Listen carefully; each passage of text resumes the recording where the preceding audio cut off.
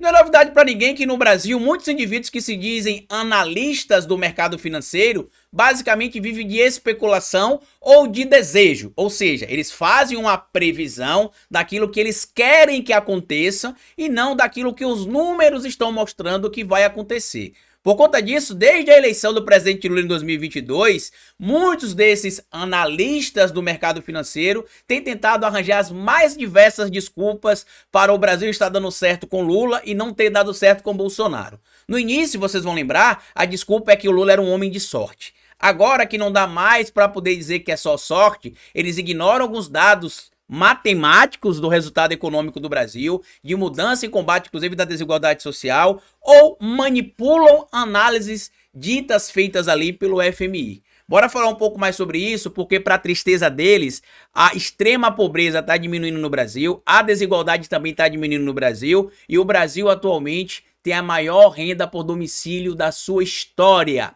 Chupa! Bora pro vídeo.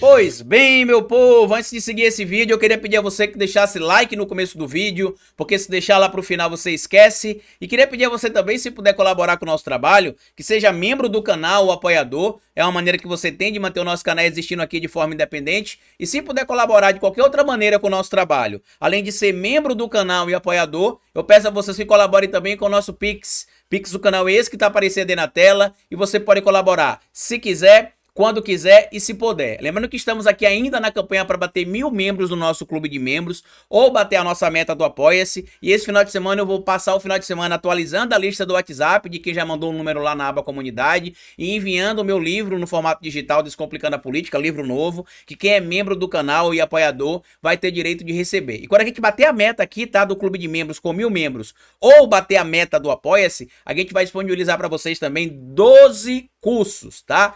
10 mais 2, né? 12 cursos. Um curso por mês sobre as diversas temáticas que você vai ter acesso, independente de você gostar ou não gostar de um tema ou outro, né? Todo mundo ali vai poder escolher se quer ou não acessar o tema que tá ali, mas vai ter um material disponibilizado para vocês e hoje já tem 2 cursos disponíveis. Hoje eu quero falar com vocês sobre algumas informações relevantes que vieram a público recentemente, envolvendo a renda per capita por domicílio no Brasil, o combate à extrema pobreza e a análise do FMI sobre a economia brasileira para 2024, que vai elevar a sua posição de 9º para 8º lugar. De acordo com o material publicado aqui na Folha de São Paulo, assinado aqui pelo Leonardo Vieselli, renda bate recorde com emprego aquecido e Bolsa Família ampliado em 2023. Rendimento domiciliar per capita tem alta de 11,5% e alcança R$ 1.848 por domicílio, diz IBGE. Isso aqui, inclusive, foi analisado pela Fundação FGV, por alguns especialistas,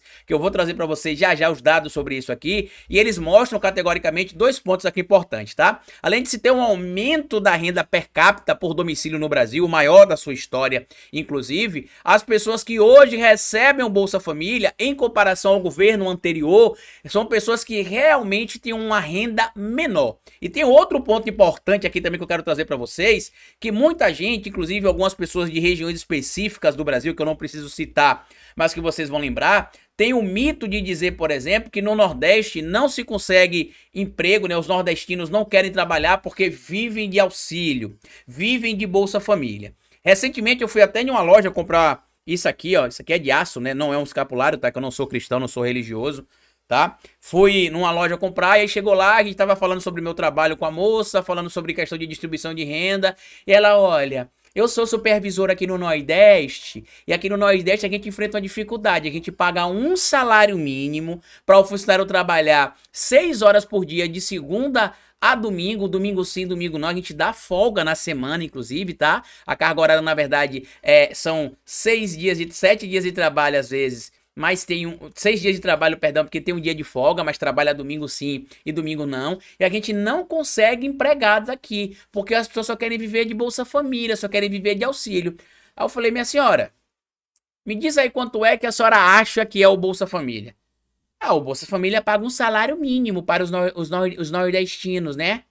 Aí eu falei, na verdade não, né? O Bolsa Família tem um valor lá de R$ 600 e tem os critérios para ir acrescentando um valor de acordo com os critérios estabelecidos lá. Mas eu queria saber se você consegue, com uma família de 6 pessoas, sobreviver com R$ 1.400 aproximadamente, que é um salário mínimo. Não, mas eu tô te dizendo porque eu vim pra cá gerar emprego. Eu falei, você vem pra cá trabalhar, minha amiga. Você acabou de dizer que você é supervisora, você não vem gerar emprego. Quem gera emprego é o dono da sua empresa. E você, inclusive, é empregada também, que é o espírito do empreendedor empregado brasileiro, né? Que é o cara que, porque é gerente, precisa ter cuidado, evidentemente, com o negócio, porque ele é gerente, mas acha que ele é o dono. Aí começa a falar como se fosse o dono. Não, porque a nossa empresa, não, porque nós geramos. Não, você não gera nada, quem gera é o seu patrão. Você é só um peão também, que no dia que ele estiver desagradado, vai te dar um pé na bunda e você vai se embora. E aí um dado publicado aqui, inclusive na própria matéria da Folha, derruba completamente a narrativa de que se vive no Brasil de Bolsa Família, por isso que as pessoas não querem trabalhar. 74,2% do rendimento dos domicílios do trabalhador brasileiro vem de trabalho, a receita dele, tá? 74,2%. Outros 17,5% vem de pensão ou aposentadoria. E apenas de 5,2 a 4,6, tá? De 5,2 a 4,6 vem de outras receitas, ou um bico que a pessoa faz, ou algum tipo de programa social. Só que o que me chamou bastante atenção é que olha o material publicado aqui, vou mostrar para vocês como é que é o jogo de palavras de alguns veículos, tá? Eu vou mostrar para vocês aqui material publicado dia 16 de abril, no Globo, certo? Tá aqui, ó. PIB do Brasil será o 8º no ranking mundial este ano. Confira em ranking animado. FMI revisou para cima a projeção da economia brasileira, que deve chegar a 2.331 bilhões no fim de 2024, ultrapassando por pouco a Itália. Índia deve superar a Alemanha até 2027, que eles mostram aqui um mapa animado, né, onde a Índia em 2027 vai ultrapassar a Alemanha, se tornando a 3ª maior economia do mundo, e aí a gente vai ter, entre as 10 economias do mundo, né, 3 países, pelo menos, fazendo parte do BRICS, né, que é Brasil, China e Índia.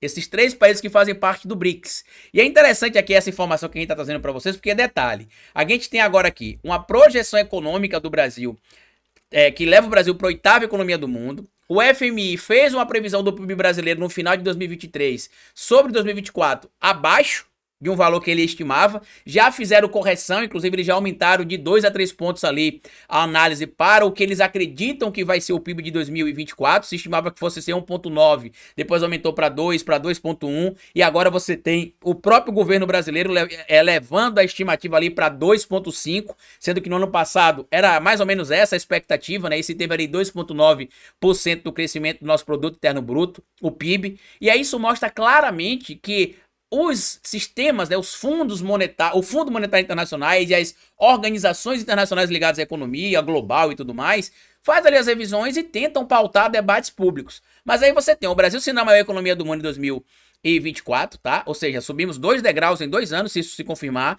No governo Bolsonaro chegou a ser a 13ª economia do mundo, tá? A gente tem o menor índice, tá? O menor índice, ou melhor, a maior receita por domicílio da história, e também temos agora o menor índice, tá? O menor índice de extrema pobreza registrado na história do Brasil. Material publicado no G1, assinado pelo Vinícius Neder. Extrema pobreza. Extrema pobreza atinge menor nível já registrado, estima a FGV. Cálculos do economista Marcelo Neri mostram que 2,6 milhões de brasileiros deixaram a condição no ano passado, mas 16,9 milhões de pessoas ainda vivem na miséria. E aqui tem um ponto interessante que ele fala sobre o porquê que isso o que está acontecendo é interessante, né? Ele cita o tal bolo. Vocês lembram do bolo do Delfim Neto lá na ditadura militar que, não, vamos deixar o bolo crescer, inchar, né? Depois que o bolo estiver bem grande, inchado, aí a gente pega esse bolo e partilha entre todos os brasileiros, e a gente viu que na verdade a partilha acontecia entre os mais ricos, e aí, como diria a música das meninas, né? Os ricos ficando cada vez mais ricos e os pobres cada vez ficando mais pobres. Estude um pouco aí sobre o milagre econômico, que vocês vão ver que de milagre econômico só existiu ali realmente para quem ia ganhar dinheiro no Brasil naquele momento, que ia ficar rico, que fazia parte da patota, né, que fazia parte de grupos privilegiados economicamente naquele momento. O povão em si não participou do programa de distribuição de renda, como acontece hoje no governo Lula, por exemplo, e nos governos de esquerda, historicamente falando, no Brasil. Mas olha o que ele diz aqui sobre o bolo. O que impressiona mais é o crescimento. Foi um crescimento para todos. O bolo cresce, mas com mais fermento entre os mais pobres, para os quais tem o efeito de mercado de trabalho e um destaque para o efeito do Bolsa Família. Que é interessante falar, né, que olha o que significa aqui sobre a questão do Bolsa Família, né, que apesar de ter tido um crescimento de pessoas inseridas no programa Bolsa Família, isso não refletiu na queda de pessoas trabalhando. O que se teve foi um número maior de pessoas trabalhando e com o pente fino que o governo federal tem feito no Bolsa Família, aqueles que não tinham direito deixaram de fazer parte do programa e aqueles que tinham direito e não estavam no programa passaram a fazer parte do programa. Isso significa para o economista que a expansão do Bolsa Família, tido como principal motor do crescimento entre os mais pobres, parece não ter atrapalhado o mercado de trabalho. Entendeu, minha amiguinha lá da loja de aço que diz que vem pro Nordeste gerar 3 empregos em Aracaju para ser escravizado recebendo um salário mínimo e mesmo assim não acha porque as pessoas vivem de Bolsa Família? Os dados mostram o oposto. Parece não ter atrapalhado o mercado de trabalho, já que houve um avanço de salários e empregos em 2023. E aí eu quero lembrar para vocês, tá? Que agora em 2024, lembre-se, quando o Lula assumiu a presidência da República, em 2023, se estimava que existia ali entre 65 e 71 milhões de brasileiros em insegurança alimentar e se estimava-se que se tinha cerca de 33 milhões de brasileiros passando fome. Hoje, a gente tem, de acordo com o estudo, perdão, que eu vou mostrar para vocês aqui já já, né, feito ali pelo Instituto Fome Zero, material publicado no G1, assinado pela Juliana Lima, o Brasil tem hoje 13 milhões a menos de pessoas passando fome. Estudo afirma que 13 milhões de brasileiros deixaram de passar fome em 2023. Em pesquisa encomendada pelo governo, o Instituto Fome Zero analisou indicadores de inflação e de emprego e verificou menor exposição dos mais pobres à insegurança alimentar, que também teve uma redução de insegurança alimentar, né? Alguns dados aqui, deixa eu ver se é esse material que mostra aqui uma redução de 30% também da insegurança alimentar. Isso mesmo aqui, ó. Uma redução também na insegurança alimentar, que eles calculam entre insegurança alimentar grave e insegurança alimentar moderada. Tá aqui, o Instituto estima que após subir 20,6% para 32,8% entre 2018 e 2021, o nível de insegurança alimentar caiu desde então e chegou a 29,8% em 2023, ou seja, a gente está tendo a queda do número de pessoas em segurança alimentar. E ainda no meio do ano passado, esse material está publicado no site do governo federal, mas está aqui no site do PT no Senado também, governo Lula tira 43 milhões de pessoas da pobreza.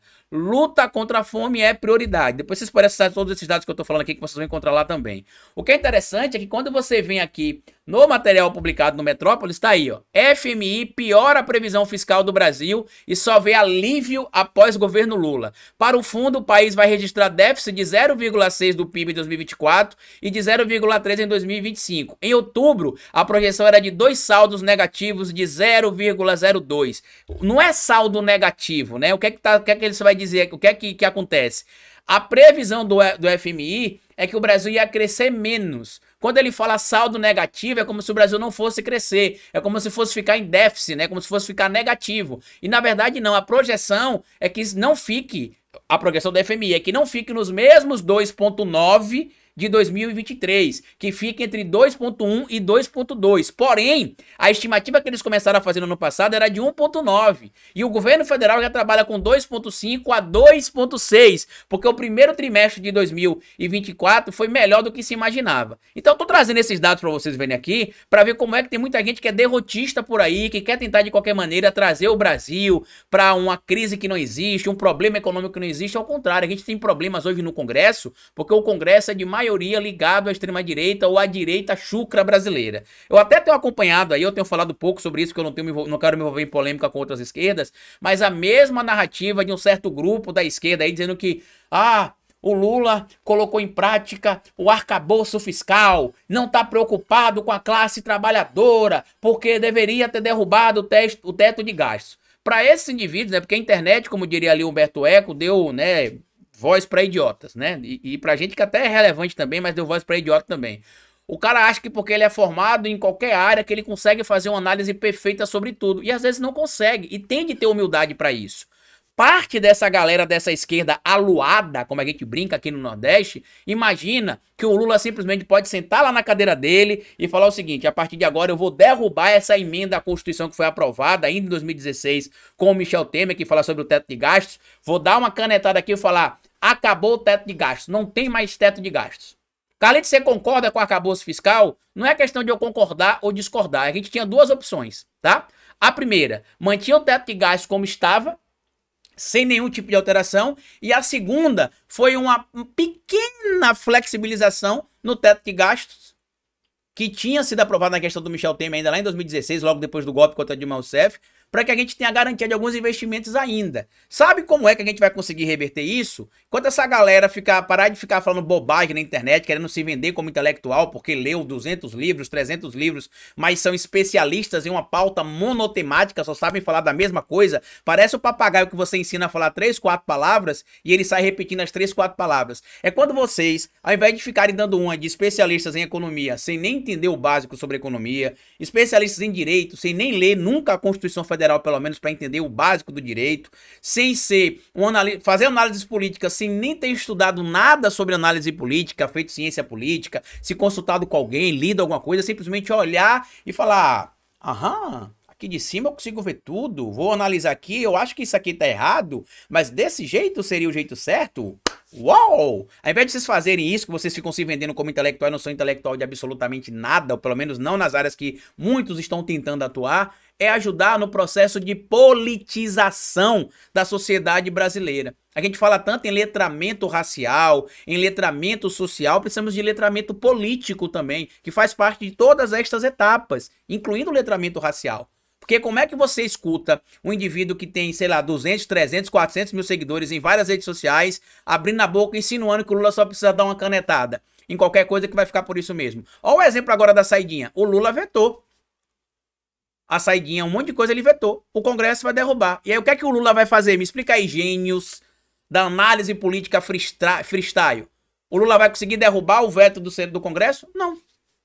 Porque o veto, o presidente da República sanciona ou veta a lei. O veto pode ser por dois motivos, né? Motivo político, quando desagrada a sociedade ou vai gerar problema político para o partido ou para o presidente, ou por motivo jurídico, quando é ilegal. E aí o Congresso pode manter ou derrubar o veto. E depois disso, não depende mais do presidente da República. O que pode acontecer é se recorrer a outro poder, que é o Poder Judiciário, para ver, como muita gente está vendo no caso das saidinhas e também no caso das drogas aí, da PEC das drogas, que dependendo de como forem feitas as alterações ali, ela vai ser enquadrada como alterações inconstitucionais e o STF vai rever isso.